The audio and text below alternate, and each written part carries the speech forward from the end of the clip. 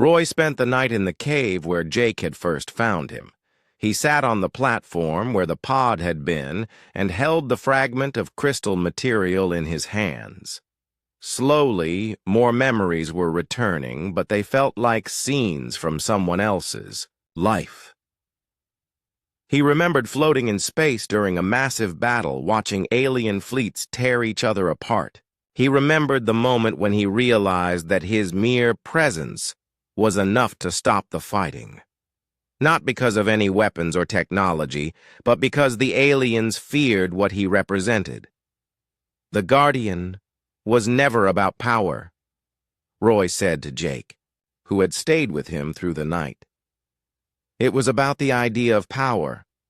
The aliens needed to believe that someone was watching over them, someone who could stop them if they went too far. Jake nodded as he watched Roy examine the crystal fragment. So you never actually destroyed star systems or walked through suns? I do not think so. But the legends grew over time until the stories became more impressive than the reality.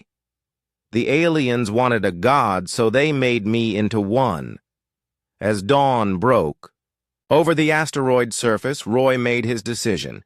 He would go to the Nexus of Worlds to face Prime Overlord Vexhari. Not because he believed he had superhuman powers, but because sometimes the right person in the right place could make a difference. Lisa was not happy with the plan when Roy announced it to the command staff. You could be flying to your death. Based on alien legends and recovered memories that might not even be real, if I do nothing, billions of people will definitely die, Roy replied. At least this way there is a chance. Tom had been studying the tactical situation around the Nexus of Worlds. The Devourer fleet is massive, Roy.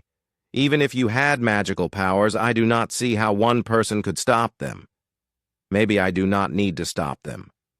Maybe I just need to remind them why they were afraid in the first place. The alien leaders were both relieved and terrified when Roy announced his intention to face the Devourer challenge. High Commander Zethkri offered to provide escort ships, but Roy declined. The Guardian always goes alone, Roy said, remembering fragments of the alien stories. That is part of what makes the legend work. Dr. Susan Clark insisted on giving Roy a complete physical examination before he left. She also equipped him with every piece of emergency medical equipment that would fit in his old spacesuit. I still think this is insane, Susan said as she checked his suit seals. You are betting your life on alien mythology and half-remembered dreams. I am betting billions of other lives that sometimes being in the right place at the right time is enough. Amy Foster had prepared a psychological profile of Prime Overlord Vexhari based on the communications they had received. He rules through fear and displays of dominance. The fact that he challenged you publicly means he needs to prove his superiority to maintain control over his own forces. So this is as much about his reputation as mine. Exactly. If you can undermine his authority in front of his fleets, you might not need to actually fight him. Roy took one of the station shuttles for the journey to the Nexus of Worlds. As he flew away from the asteroid, he could see the massive alien fleet following at a respectful distance. Hundreds of ships from dozens of species, all watching to see if their guardian was real.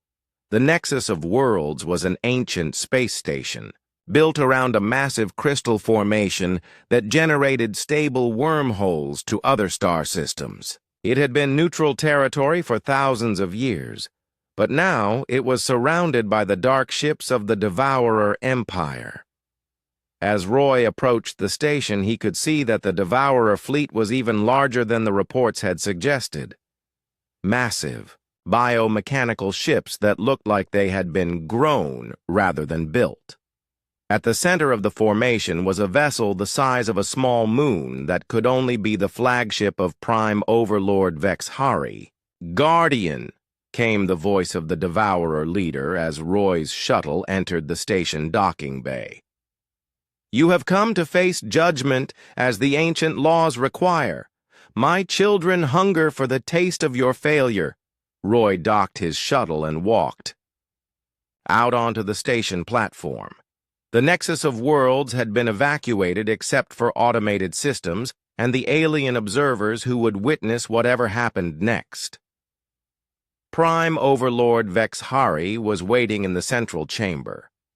He was larger than Roy had expected, with biomechanical enhancements that made him look more machine than living being.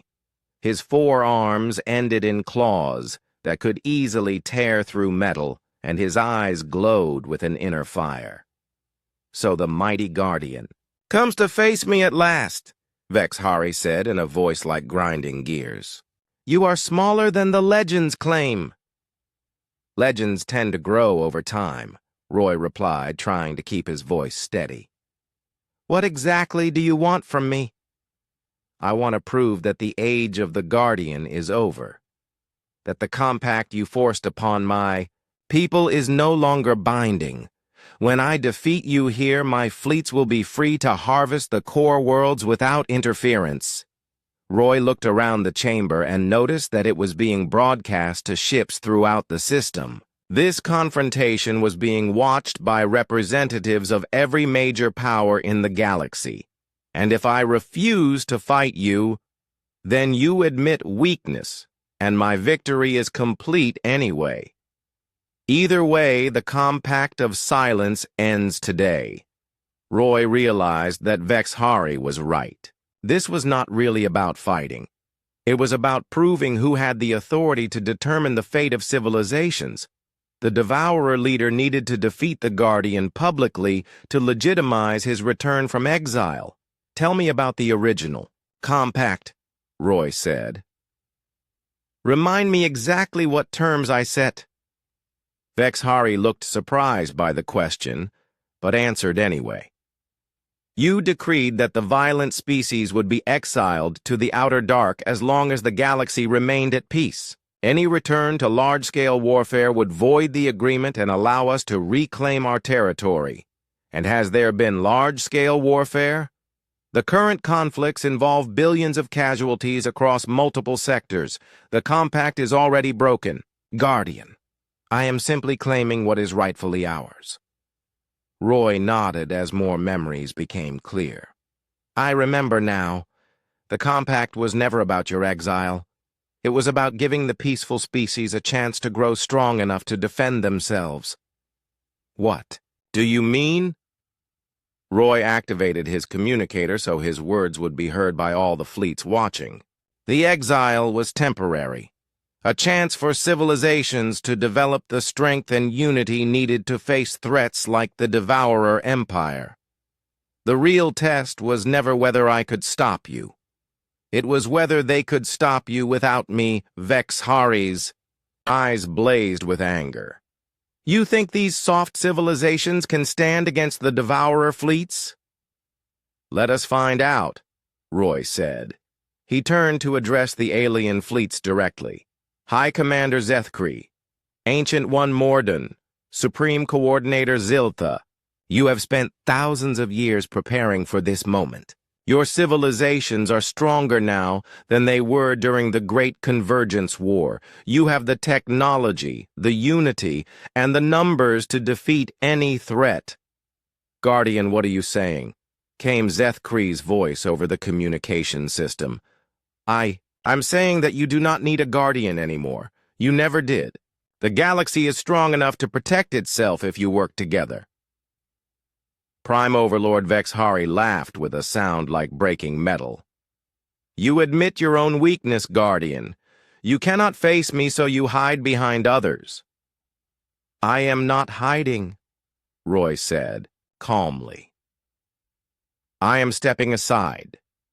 The age of depending on one person to solve galactic problems is over. It is time for the civilizations of this galaxy to take responsibility for their own future. The communication channels erupted with voices from across the alien fleets. Some expressed panic at the thought of facing the Devourer Empire without the Guardian's protection. Others began coordinating defensive strategies and sharing military intelligence. Roy walked toward the chamber exit, leaving Vexahari standing alone in the center. "The compact is ended," Roy announced. "Not because it was broken, but because it is no longer needed. The galaxy has grown up. You cannot simply walk away," Vexahari roared. "Face me in combat as the laws demand." Roy turned back to the Devourer leader. "The laws you are referring to were made by civilizations that needed someone else to solve their problems. Those civilizations do not exist anymore." Over the communication system, High Commander Zethkri was issuing orders to the combined alien fleets. "All ships prepare for defensive formation. Coordinate targeting systems with allied vessels. We end this threat together as the Guardian has commanded. Ancient One." Morden added his voice. "The Vorthak Collective stands with our former enemies against the Devourer menace. Let them see how strong we have become in unity." More voices joined. The coordination effort as species that had been enemies for millennia began working together against a common threat. The power of their combined fleets was overwhelming compared to the Devourer forces. Prime Overlord Vexahari realized that his challenge had backfired. Instead of exposing Guardian weakness, he had triggered the largest alliance in galactic history. "This is not over, Guardian. My people will return." "Maybe they will," Roy said. "But when they do, they will face a galaxy that knows how to defend itself. That was always the real point of the Guardian legend. Not to fight battles for others, but to give them time to learn how to fight their own battles." Roy returned to his shuttle and flew back toward the asteroid. Behind him, 3 days passed while Roy struggled with the impossible situation he found himself in. The alien delegations remained at their monuments on the asteroid surface, maintaining a patient vigil. Their ships continued broadcasting detailed historical records of the Guardian's past interventions. Tom Baker arrived on the supply shuttle that had been delayed by all the alien ship traffic. The security chief took one look at the tactical situation and immediately started planning defensive measures, even though everyone knew they were pointless. "I have seen some strange things in 20 years of space service," Tom told Lisa as they reviewed the security reports. "But I have never seen warrior races prostrate themselves before anyone, let alone a human they claim is sleeping." Dr. Susan Clark had come on the same shuttle to conduct medical examinations on Roy. She ran every test she could think of, but found nothing unusual about him. Blood work, brain scans, genetic analysis, everything came back showing a perfectly normal human male. "There is nothing in his biology that suggests enhanced abilities," Susan reported to the command staff. "Heart rate, reflexes, muscle density, brain activity, all within normal human parameters. But the aliens insist he has superhuman powers," Alex said. "According to their records, he can survive in space, manipulate technology with his thoughts, and destroy entire fleets." Roy sat quietly during these discussions, feeling more lost than ever. The medical tests confirmed what he already knew. He was just a regular person with no special abilities or knowledge of cosmic warfare. "Maybe the pod changed me somehow," Roy suggested. "Something I cannot measure yet." Susan shook her head. "The cellular analysis shows no signs of artificial enhancement or alien modification. Whatever happened to you did not alter your basic human physiology." Kate had been working around the clock translating more of the alien historical records. What she found painted an even stranger picture of the Guardian legend. The accounts all described the same pattern, Kate explained during the morning briefing. A great conflict breaks out between major powers. The situation becomes desperate with billions of lives at stake. Then the Guardian appears seemingly from nowhere and ends the war through demonstration of overwhelming power. "What kind of demonstrations?" Roy asked. Kate pulled up several translated accounts on the main screen. During the Crimson Nebula War, he supposedly caused an entire star system to go supernova just by pointing at it. In the Silicon Wars, he turned a machine army against itself with a single spoken command. During the Psi War, he walked through psychic attacks that could shatter mountains. Those sound like the powers of a god, not a human pilot. "That is exactly what the aliens believe you are," Tom said. "A human god who appears when the galaxy needs saving." Roy walked to the window where he could see more alien shuttles arriving at the surface monuments. "But I do not feel like a god. I feel like someone who is in way over his head." The alien communications had continued non-stop since Roy woke up. Representatives from dozens of species took turns describing the growing conflicts that threatened galactic peace. The situation was becoming more desperate by the hour. Guardian came the voice of High Commander Zethkree. "We have received word that the hegemony of suns has begun orbital bombardment of 3 Crystal Coalition worlds. The death toll is already in the millions." Another voice identified as Fleetmaster Gorvac of the Hammer Brotherhood added, "The Machine Collective has issued an ultimatum. All organic life in the Tau sector must evacuate within 7 cycles or face sterilization." Roy felt sick listening to the reports of violence and destruction. Real people were dying while he stood here pretending to be someone he was not. "I have to tell them the truth," Roy said to Lisa. "I cannot keep pretending to be this guardian person while innocent beings are getting killed."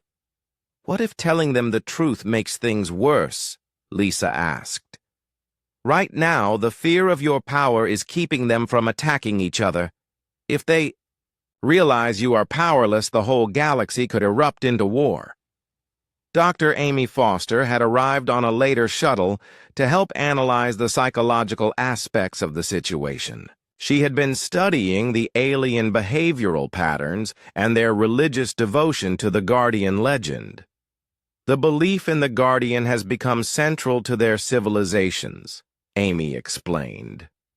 "For thousands of years, they have structured their societies around the idea that ultimate judgment comes from this human figure. Taking that away could cause massive social collapse. So I am supposed to lie to them forever. Not lie exactly. Maybe you do not remember your abilities because you do not need them right now. The threat of your power might be enough to maintain peace without you having to actually use it." Roy was not convinced, but he agreed to continue communications with the alien leaders. Maybe he could find a way to help without having to pretend to be someone he was not. "Guardian," came a new voice that made everyone in the command center freeze. The translator identified it as Prime Overlord Vex Hari of the Devourer Empire. "My fleets move toward the core worlds as we speak. If you wish to stop the harvest of 17 billion souls, you will face me in single combat as the ancient laws demand." Roy felt his blood turn cold. 17 billion people. "The Devourer Empire," Alex said in a whisper. "They are mentioned in our worst-case scenario files, a civilization that literally consumes other species for sustenance. If they are moving against the core worlds..." Guardian. Prime Overlord Vex Hari continued. "I challenge you to meet me at the Nexus of Worlds as our ancestors did in the Age of the First Burning. Come alone or watch the core worlds become feeding grounds for my children." The communication channel erupted with protests from the other alien leaders. High Commander Zethkree spoke over the chaos. Guardian, the Devourer Empire was banished to the Outer Dark after your last intervention. If they have returned, then the ancient compact is broken. What ancient compact? Roy asked. Ancient one. Morden answered with a voice heavy with dread. After the Great Convergence War, you established the Compact of Silence. The most violent species were exiled to the edge of the galaxy with the understanding that they would remain there as long as you slept. If they have returned, it means they believe you are too weak to enforce the compact. Roy realized the full scope of what was happening.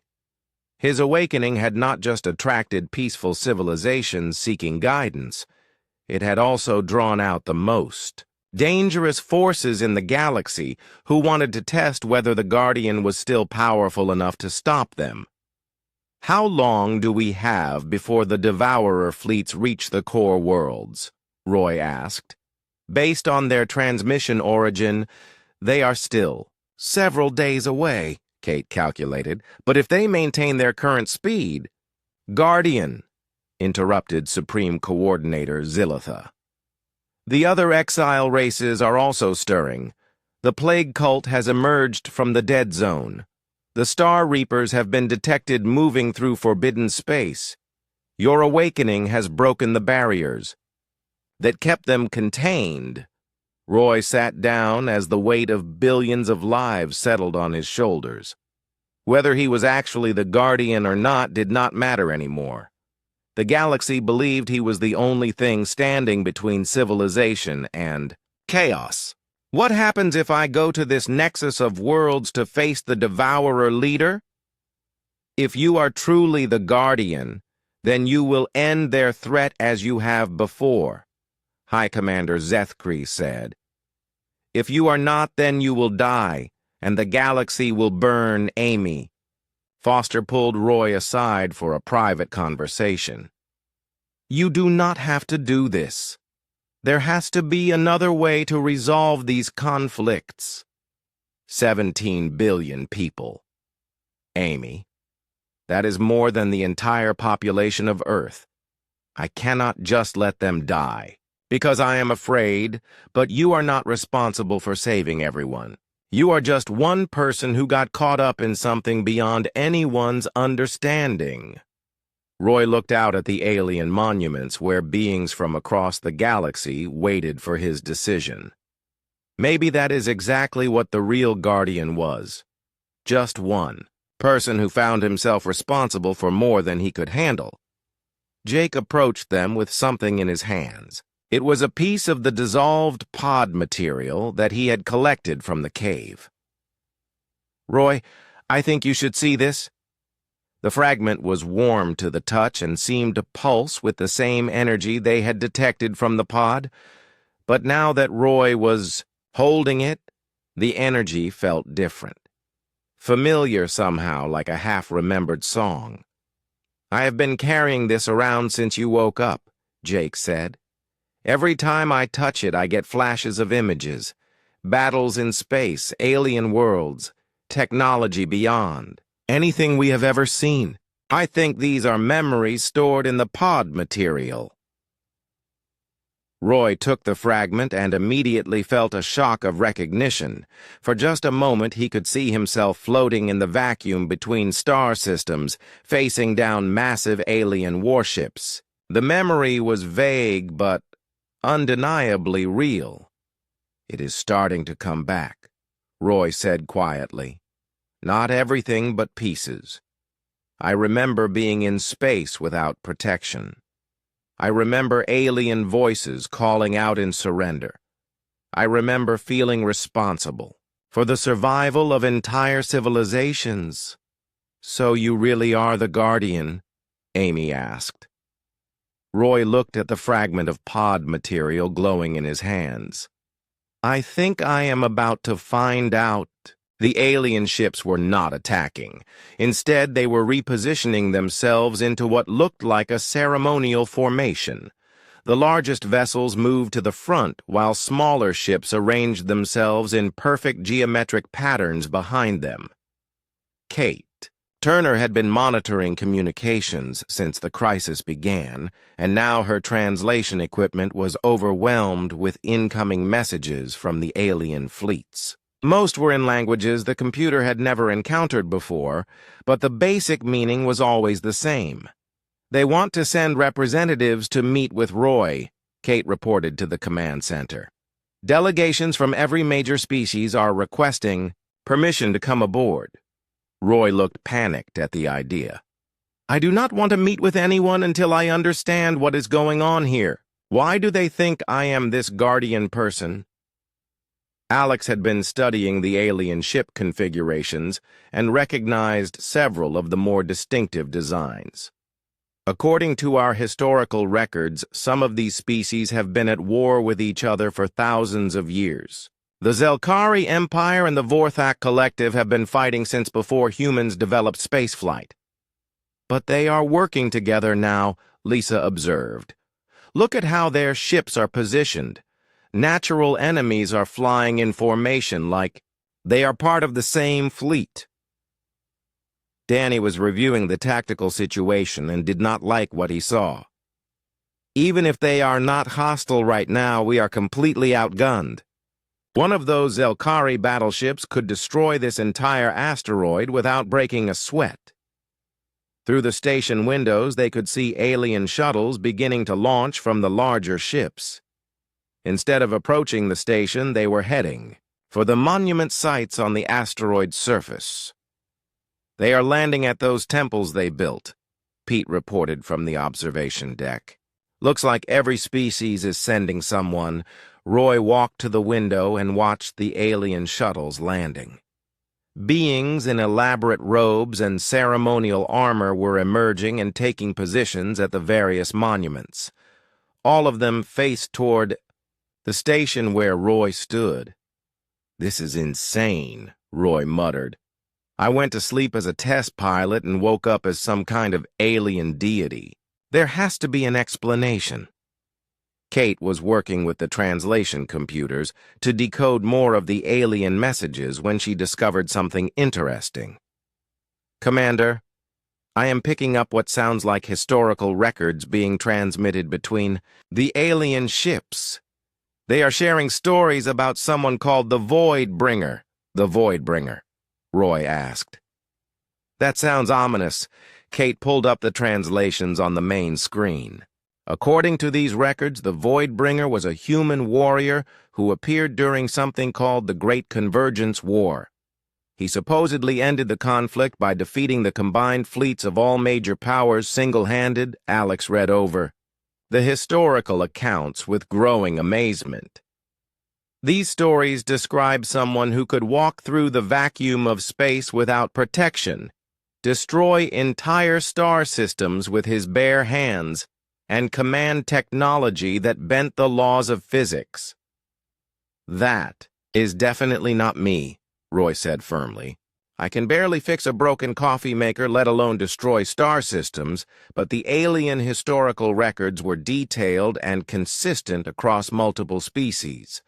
They all told the same basic story of a human in an ancient spacesuit who appeared during their greatest war and forced a peace that had lasted for millennia." "Look at this entry from the Vorthak archives," Kate said, highlighting a section of text. "The Void Bringer sleeps in the heart of silence until the galaxy has need of his judgment again. When he stirs, worlds tremble and fleets surrender rather than face his wrath." Roy stared at the translation. Heart of silence. Could that be referring to this asteroid? Lisa checked the navigation records. "This asteroid is in a region of space that most species avoid. Our survey teams called it a dead zone because of the unusual energy readings." "Energy readings like the ones coming from the pod you were sleeping in," Alex added. Before Roy could respond, the station communication system activated with an incoming message. The voice that came through was deep and resonating with the weight of centuries. "Guardian we are. High Commander Zethkri of the Zelkari Empire. We request permission to approach and pay our respects." Roy looked around the command center with panic in his eyes. "What am I supposed to say to that?"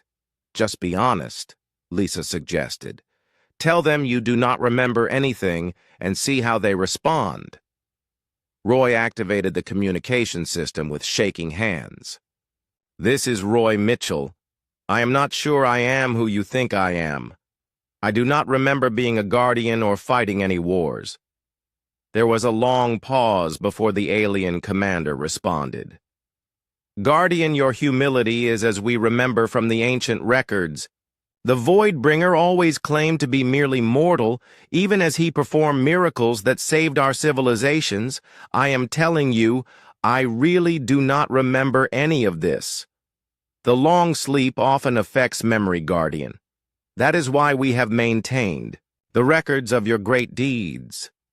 We will help you remember when you are ready." More voices joined the communication as other alien leaders requested to speak. The Vorthak Ancient One. Morden spoke in a voice like grinding stone.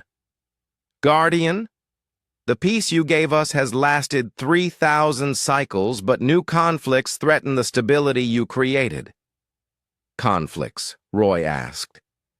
A new voice identified itself as Supreme Coordinator Ziltha of the Ethereal Syndicate.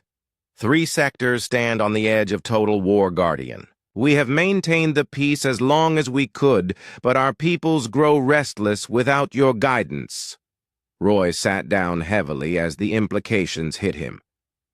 "You are saying that me being asleep was the only thing keeping the peace?"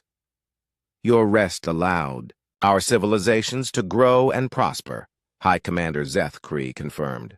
"But legends speak of your return when the galaxy faces its greatest need." Alex was recording everything and making notes.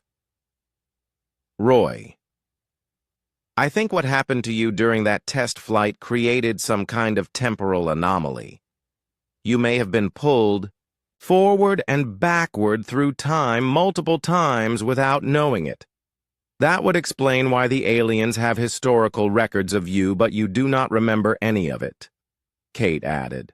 "If you were taken from your timeline each time they needed you, then returned to your sleep, you would have no memory of what happened." Roy looked at the communication panel where multiple alien voices were waiting for his response. "So you are saying I have been fighting galactic wars for thousands of years but getting my memory erased each time?"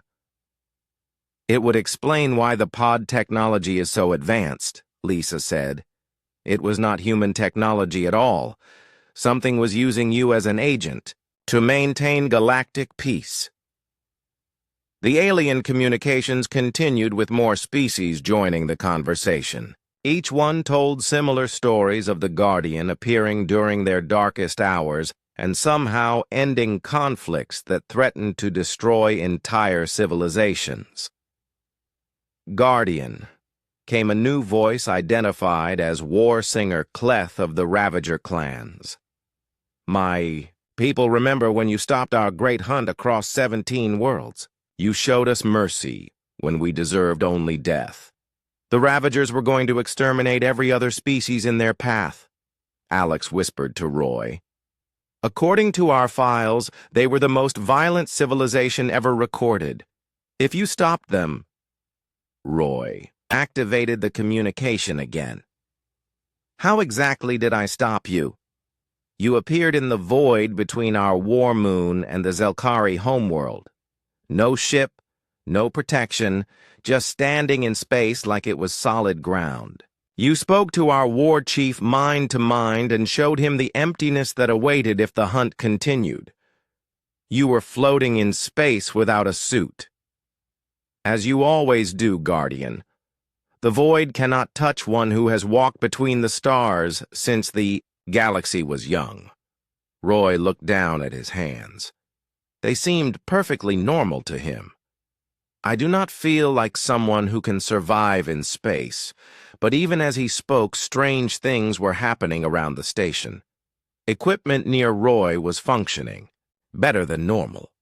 Computer systems that had been sluggish for months were now running at peak efficiency. The station gravity was more stable than it had been since construction. Roy, Alex said quietly. Look at the environmental readings. Everything is improved since you woke up. Air purity is up 20%. Power efficiency is increased. Even the artificial gravity is more stable. That is just coincidence. Jake had been quiet during most of the conversation, but now he spoke up. When I was down in the cave with you, I could feel something, like music or energy coming from the pod. And when you touched things, they seemed to work better. The alien communications were becoming more urgent as additional species joined the call. Each one had stories of the Guardian appearing during their worst conflicts and somehow ending them through means they could not explain. Guardian, the sector conflicts grow worse each day, Supreme Coordinator Ziltha reported.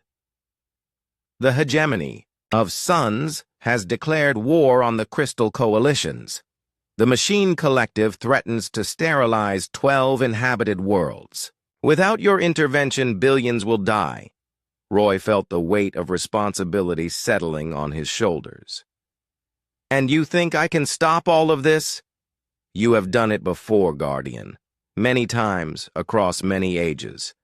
The galaxy has known peace because of your sacrifice. But I do not remember how. Memory returns when needed. Ancient One.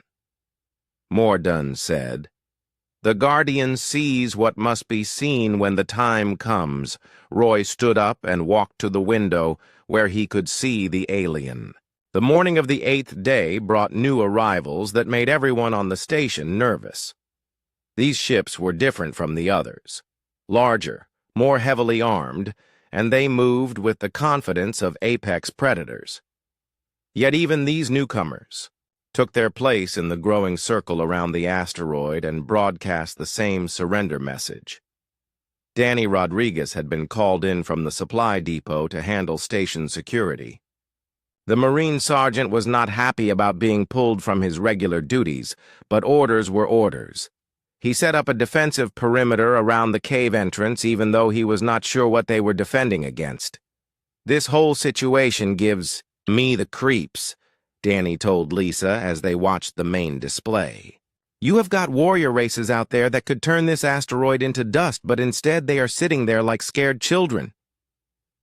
Lisa nodded while reviewing the latest reports. 3 more alien species had arrived during the night, including one group that their computer files listed as extremely hostile to all other life forms. Yet these supposedly hostile aliens were working together with their enemies to construct something around the asteroid. What are they building out there? Pete asked as he joined them on the bridge. Alex pulled up the external camera feeds. It looks like monuments or shrines of some kind. They are using materials from their own ships to build structures on the asteroid surface. The images showed alien work crews from different species cooperating to build elaborate towers and platforms. Beings that would normally try to kill each other on site were now sharing tools and resources. All of the construction was focused around the area directly above the cave where the pod was located. They are building temples, Lisa realized. They think whoever is in that pod is some kind of god. Down in the cave, Jake noticed that the pod was responding to all the activity above. The energy field around it was stronger now, and the symbols on the surface were changing colors.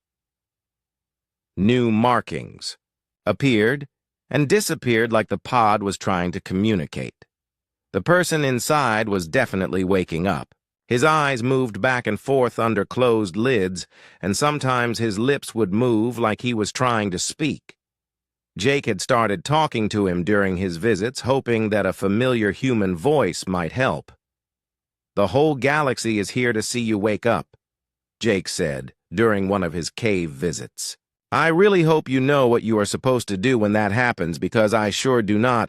Dr. Alex Grant was working around the clock trying to understand the technology they had discovered. The pod seemed to operate on principles that human science could not explain. It was generating energy without any visible power source, and the materials it was made from did not match anything in their databases. The construction appears to be biomechanical, Alex explained to Lisa during one of their briefings. Part machine and part living tissue, but integrated so completely that you cannot tell where one ends and the other begins.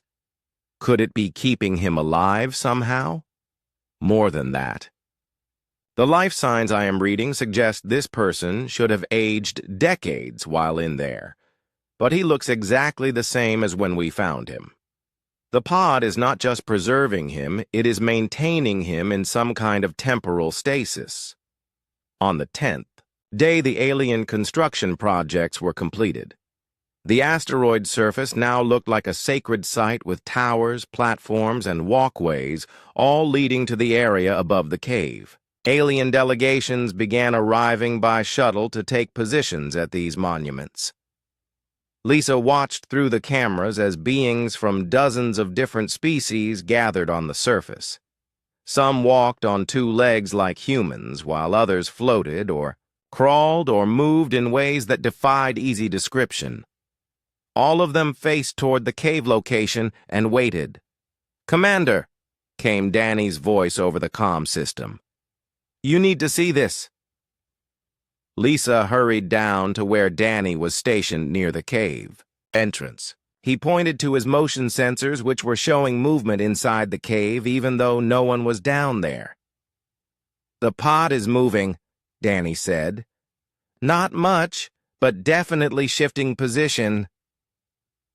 They crawled through the tunnel and found the pod had indeed moved several inches from where it had been. The blue light was now so bright it was hard to look at directly, and the energy field was strong enough to make their hair stand up.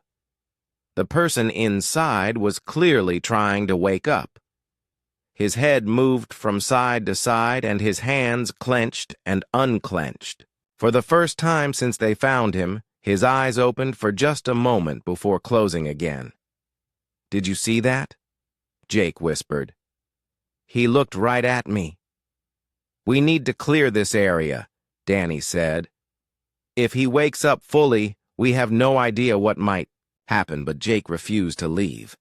"Someone should be here when he wakes up. Someone human. If the aliens are this scared of him, maybe a friendly face will help." Lisa made the decision to let Jake stay while everyone else retreated to a safe distance. They set up monitoring equipment so they could watch from the command center. The waiting continued for 2 more days. The alien ships maintained their positions, and the beings on the surface kept their vigil at the monuments. The surrender messages never stopped broadcasting. Then on the 13th day, everything changed again. The pod began to crack. It started as thin lines of light spreading across the crystal surface. The energy field around it pulsed like a heartbeat, and the cave itself began to vibrate. Jake felt the vibrations in his bones as he watched the person inside start to move more actively. "His eyes are open," Jake reported through his comm. "He is looking around like he is trying to figure out where he is." The cracks in the pod spread wider, and the blue light began to leak out. The person inside pressed his hands against the inner surface, and Jake could see his mouth moving like he was trying to speak. "The pod is opening," Jake said. "I think he is trying to get out." Suddenly, the crystal surface dissolved like it was made of water. There was no breaking or shattering, it just flowed away, leaving the person lying on what looked like a bed of soft metal. He sat up slowly and looked around the cave with confusion in his eyes. Jake found himself face to face with a man who appeared to be in his 30s with brown hair and blue eyes. The spacesuit he wore was definitely human-made, but from an older design. There were patches on the arms that showed a name tag reading R. Mitchell, and below that, "Test Pilot." "Where am I?" the man asked in perfect English. His voice was hoarse, like he had not used it in a long time. You are on Mining Station Outpost 7, Jake said, trying to keep his voice calm. My name is Jake Collins. What is your name? Roy Mitchell, the man said as he tried to stand up. I was flying a test mission for the space program. There was some kind of accident with the new drive system. How long have I been unconscious? Jake helped Roy to his feet. We are not exactly sure, but we think it has been a very long time. Roy looked around the cave and noticed the dissolved remains of the pod. What was that thing I was inside? We were hoping you could tell us. You have been sleeping in there and the whole galaxy has come to watch you wake up. The whole galaxy. Jake led Roy toward the tunnel entrance. You are going to want to see this for yourself. As they crawled through the tunnel toward the station, Jake tried to explain what had happened since they found him. The alien ships, the surrender messages, the monuments on the surface. Roy listened with growing amazement. They think I am someone called the Guardian, Roy said. I have never heard that name before. I was just a test pilot trying out a new faster-than-light drive. When they reached the command center, Lisa and the others were waiting. Roy looked around at the modern equipment with curiosity, but no recognition. How long did you say I was asleep? Roy asked. We think about 40 years based on your equipment, Alex said. But the technology that was preserving you is far beyond anything humans have developed. Roy walked to the main display where the alien fleet was visible. Hundreds of ships from dozens of different species, all maintaining perfect formations around the asteroid. They are all here because of me. They started arriving the day we found you, Lisa explained. They all broadcast the same message about surrendering to someone called the Guardian. They seem to think you are that person. Roy stared at the display for a long time. I do not remember being any kind of guardian. I do not remember any of these alien species. The last thing I remember was testing the new drive system and then everything went white. Pete pointed to the surface cameras showing the alien delegations waiting at their monuments. They have been out there for days just waiting for you to wake up. What do they want from me? We were hoping you could tell us, Danny said. Because right now we have the most powerful military forces in the galaxy surrounding us, and they are all focused on you. Roy sat down heavily in one of the chairs. I think there has been some kind of mistake. I am just a pilot. I do not know anything about being a guardian or having power over alien civilizations. But even as he spoke, the alien surrender broadcasts were changing. New messages were coming in on all frequencies, and the translation software was working overtime to keep up.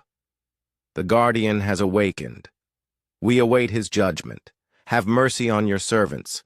The long sleep is ended. Roy looked up at Lisa with worry in his eyes. What happens now? Before anyone could answer, alarms started going off throughout the station. The alien ships were moving. Jake Collins wiped the sweat from his forehead as he guided the mining drill deeper into the asteroid core. The Outpost 7 mining station had been his home for 3 years now, and he knew every tunnel and shaft like the back of his hand. Today felt different, though. The drill was hitting something that did not belong in regular space rock. The metal detector kept beeping in patterns Jake had never heard before.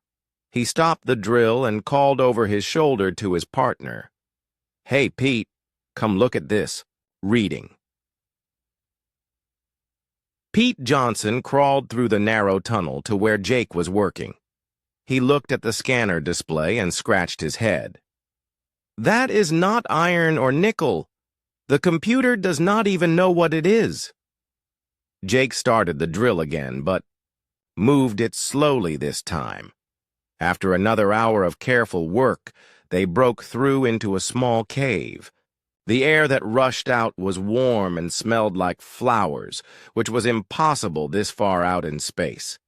Jake grabbed his flashlight and crawled through the opening. What he saw inside made him drop his light. In the center of the cave sat a pod, made of what looked like crystal and metal mixed together. The surface was smooth and reflected light in ways that hurt to look at directly. Inside the transparent top half, Jake could see a person. A human person in what looked like an old spacesuit. "Pete, you need to see this right now," Jake called back through the tunnel. Pete squeezed through and his mouth fell open when he saw the pull. "Is that guy dead or alive?" Jake looked closer at the figure inside. The chest was moving up and down very slowly. "I think he is breathing, but really slow, like he is sleeping deep." The two men stood there for several minutes, just staring. The pod gave off a soft blue light that seemed to pulse in time with the person's breathing. Strange symbols covered the outside surface, but they were not from any human language either man recognized. "We need to tell Commander Park about this," Pete said finally. They climbed back through the tunnel and made their way to the station command center. Lisa Park was reviewing supply reports when they burst through the door, both talking at once. "Slow down," she said, holding up her hand. "One at a time. Jake, you first." Jake took a deep breath and tried to explain what they found. It sounded crazy, even to him, but Lisa Park had been in space long enough to know that crazy things happened out here. "Show me," she said. The three of them took a transport cart down to the mining level and crawled through the tunnel to the cave. When Lisa saw the pod, her training kicked in. She immediately started taking pictures and measurements with her scanner. "The technology is not human," she said after studying the readings. "But that person inside definitely is human.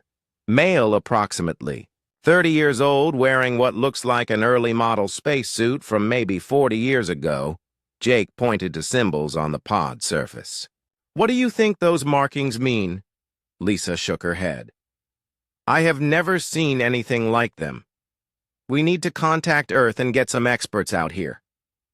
Back in the command center, Lisa sent an urgent message to Colonial Defense Force headquarters. She included all the scanner data and photos they had taken. The response came back within hours, which was unusually fast for communications across that distance. "They are sending a science team," Lisa told Jake and Pete. "But it will take them 2 weeks to get here. In the meantime, we are supposed to secure the area and monitor the pod for any changes." For the next 3 days, nothing happened. Jake and Pete took turns watching the pod while Lisa handled the regular station operations. The person inside continued breathing slowly, and the blue light kept pulsing steadily. On the 4th day, everything changed. Dr. Alex Grant was the first to notice something on the long-range sensors. Multiple ships were approaching the asteroid from different directions. Not just 1 or 2 ships, but entire fleets from what looked like several different alien species. "Commander Park to the bridge immediately," came the announcement over the station intercom. Lisa ran to the command center where Alex was staring at the main display screen. Dozens of red dots showed incoming vessels still several hours away, but closing fast. "Are they hostile?" Lisa asked. Alex shook his head, looking confused. "That is the strange part. They are broadcasting surrender signals on all frequencies. Every single ship is sending the same message over and over." "What does it say?" Alex pulled up the translation on his screen. "The Guardian stirs. We surrender. Please show mercy." Lisa felt a chill run down her spine. "The Guardian. Do you think they mean whoever is in that pod?" "I do not know, but the timing is too much of a coincidence. Within hours, the first alien ships arrived. They did not attack or even approach the station. Instead, they took positions around the asteroid at a respectful distance. More ships kept arriving throughout the day. Jake was down in the cave checking on the pod when he noticed the blue light was pulsing faster than before. The person inside seemed to be moving slightly like someone having dreams. "Commander Park, this is Jake. You need to get down here." Something is happening with our sleeping friend. Lisa and Alex rushed down to the cave.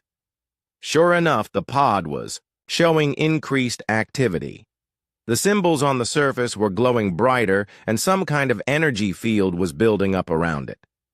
The alien ship started arriving right around the time this activity began, Alex said, checking his readings. Whatever is in this pod, the aliens know about it, and they are scared. More alien fleets continued to arrive over the next few days. Species that had been at war with each other for centuries were now parking their ships side by side around the asteroid. None of them tried to communicate directly with the station. They just sat there waiting. Lisa tried sending messages to the alien ships but got no response, except for repeated broadcasts of the same surrender message. "The Guardian stirs, we surrender. Please show mercy." "Why do they keep calling him a Guardian?" Pete asked during one of their daily briefings. Alex had been studying the alien ship configurations and fleet markings. "From what I can tell, these are not just random ships. These are the major powers in this part of the galaxy. The Zelkari Empire, the Vorthak Collective, the Ethereal Syndicate. If our history files are correct, some of these groups control hundreds of star systems. And they are all here because of one sleeping human," Lisa said. Jake spent more time down in the cave than anyone else. He felt responsible for finding the pod and somehow connected to whoever was inside. The person looked peaceful lying there with his eyes closed and hands folded across his chest.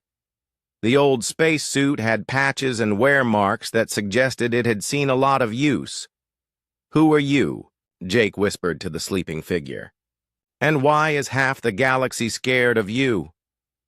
The pod continued to show increasing activity as more alien ships arrived.